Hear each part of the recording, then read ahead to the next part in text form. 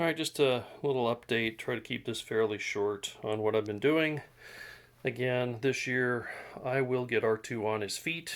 That is a given. I can get him on his feet now, but once I started working on that, I realized that there are other things that I should do before I get him on his feet. So I don't have to take him back off his feet. So one of the things I already went over the legs. I've got most of the parts down there at the ankles are all done. I did want to do the shoulder details, the pieces that go under here. I've got them printed and I am actually about to go outside and prime those. What I've got here is the body to show some of what I'm up against when I talk about getting him on his feet and not taking him apart again. There's things that are in instructions, things that are in videos, things that you just pick up along the way. So I wanted to go over a couple of them. So the first thing, this is a shoulder module, two colors because I ran out of the red, finished it in black. And the shoulder modules, the hub bolts over here and then the legs go here. So legs, hub, shoulder module. Well, you can see down there, there's a servo down there. That servo will open the bread pan doors. So right here are the two large doors that open and close, and there's a servo placed right there where you cannot get to it once you have this module in place. So if you don't put that in and I get him on his feet, I'll have to take him off his feet because this will have to come out. And again, the hub is on this side and completely fills this circle, so you can't move it up and down once the hub is on. So bought a couple servos and put them in there. I had a problem. If you can see right here, hopefully that's gonna focus in there. There's two different pieces of the body here that are glued together, and then I kind of welded this side of the seam. And I think that the prints were a bit rough, if I remember right, on some of the body panels where they connect, so I sanded them so they had more contact area for the epoxy. And I think I took just enough material off of each side so that when I glued them together, the servo would not fit in this opening. It was the same on both sides. So I ended up using a hobby knife, trying to scrape away the plastic here and here so they would fit, but that was taking forever. So I actually got a Dremel with a sanding drum and went up and down to clear some. And then they fit still really tight, so I used a hobby knife to kind of clean up the area that I had done with the sanding disc, to get it a bit smoother and a bit wider. And those servos fit in pretty tight. I don't think they're tight enough to affect the operation of the servo. I made sure that they were not that tight where they were like collapsing the plastic or anything, but they are in there tight enough that I only used one screw. If you can see there, one screw right there and one screw over there to hold the servo in, because they are in so tight. The movement of that servo to open and close the door, there's no way it's gonna move this thing, so I didn't think I needed to put all four of those screws into the body to hold the servo in place. And those screws came with the servo. So that was the first thing I did, was to get that ready. So now the shoulder modules are in. Okay. The shoulder modules have holes in them. And the holes fit a threaded rod.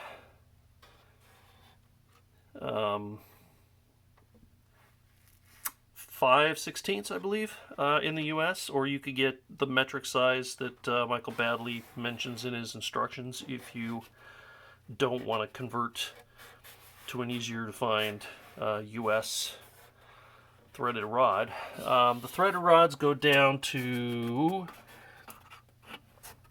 where do they go? Down to here, this area here, and this area over here. Once those threaded rods are in, these modules are in place. Well, I realized I hadn't yet printed the bread pan door tops. So again, this is one of the big doors in front. This is where the pincher arm is, grabber arm.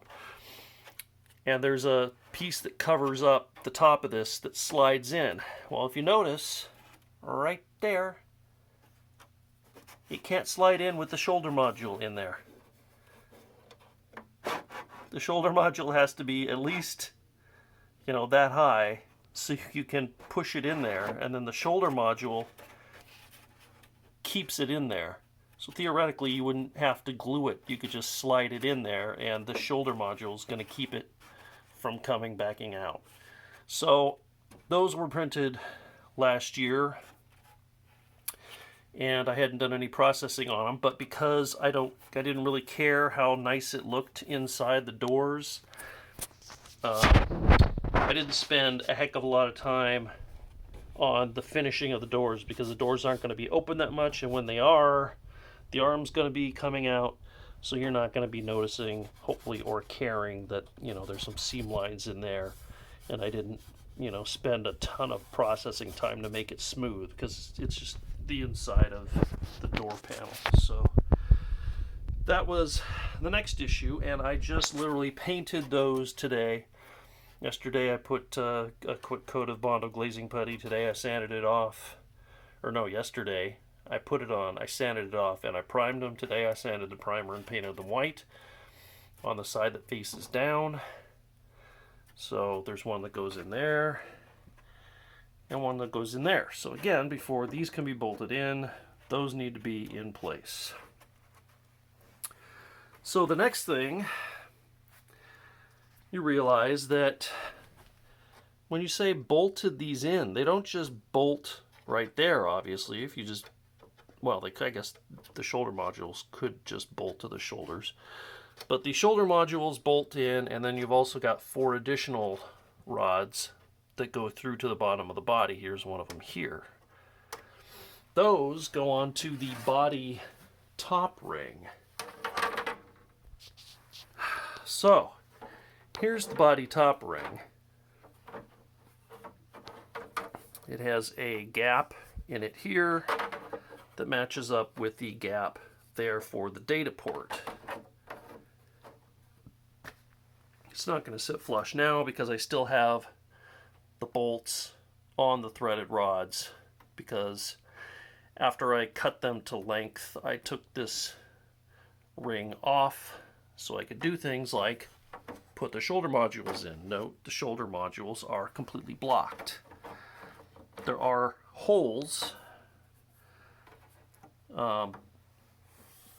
there and there that line up with the shoulder modules because those get bolted to the top of this, which I have upside down.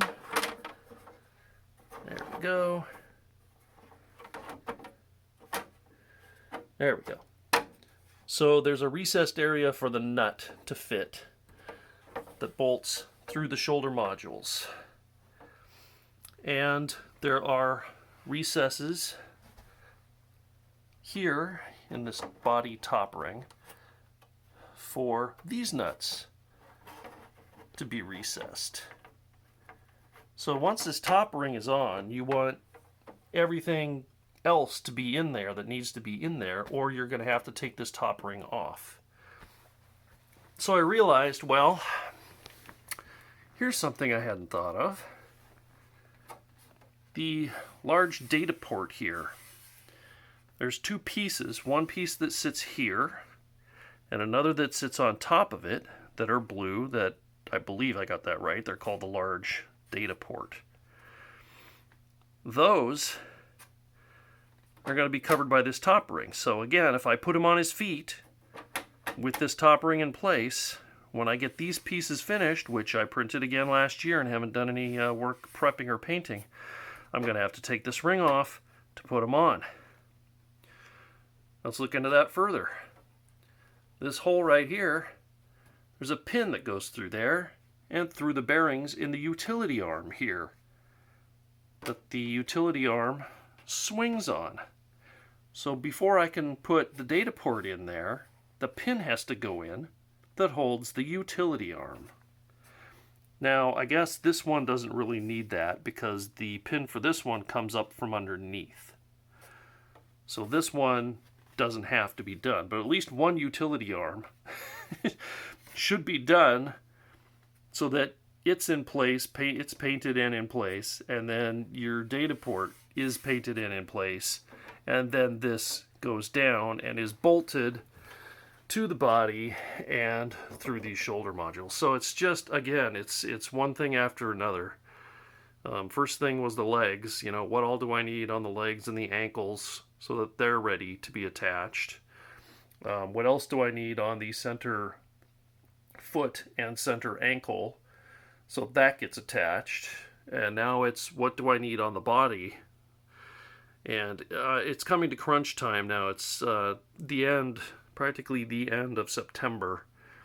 So we've still got some nice days. So today, like I said, I did some Bondo glazing putty on some of the data ports. I've actually reprinted the utility arms. The ones that I printed last year I wasn't entirely thrilled with, so I've reprinted those at a 1.0 resolution. So each half, they print in two halves and they glue the halves together. Each half took about 6 hours, but the other ones I did, I think, in 0.2 quality, and it had a fair amount of stair-stepping on some of the parts, like the side here.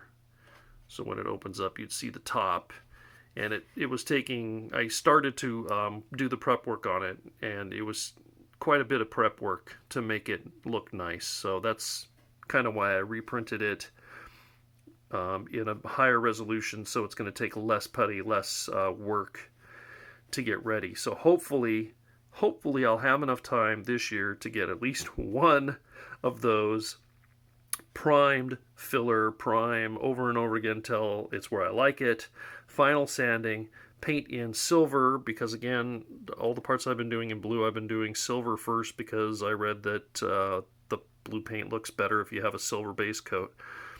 So I'm doing the metallic silver base coat, let it sit at least a week before going over it with the blue, and then going over the blue with the clear. What I've been doing is, like, I read somewhere you should do it within 15 minutes, and so I've been doing that after about 10 or 15 minutes, and it seems to be working fine. So yeah, I need a utility arm so I can put the pin in, so I can put the data ports in, so I can put the rods through, the 4 rods through the body, the 4 rods, 2 for each shoulder module, so I can have the servos in, and then I think I'm ready to put the legs on. You can see down there I've got the center support for the center leg there. You can see there's 4 empty holes along the outside. Those are where the bolts go that go into the center ankle to hold that on. I read online 60 millimeter bolts. Well, that's not true. That's way not true.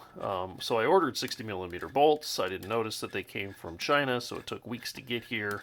And when I got them, they were way too long.